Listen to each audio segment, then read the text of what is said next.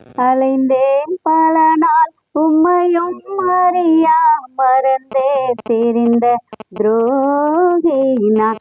அனைத்தீரும் அன்பாலே என்னையும் அனைத்தீரும் அன்பாலே. ஏசையா அனைத்தீரும் அன்பாலே என்னையும் அனைத்தீரும் அன்பாலே.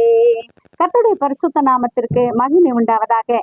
இந்த நாளிலே ஆண்டவராகிய கர்த்தர் நமக்கு கொடுக்கிறதான வசனம் 1 யோவான் 4:16 தேவன் அன்பாகவே இருக்கிறார். ஆமென். பிரியமானவர்களே, ஆண்டவராகிய கர்த்தர் அன்பாய் இருக்கிறார். அவரோட அன்பை வெளிப்படுத்துவதை நாம் எப்படி உணர்ந்து கொள்ள முடியுது தெரியுதுங்களா?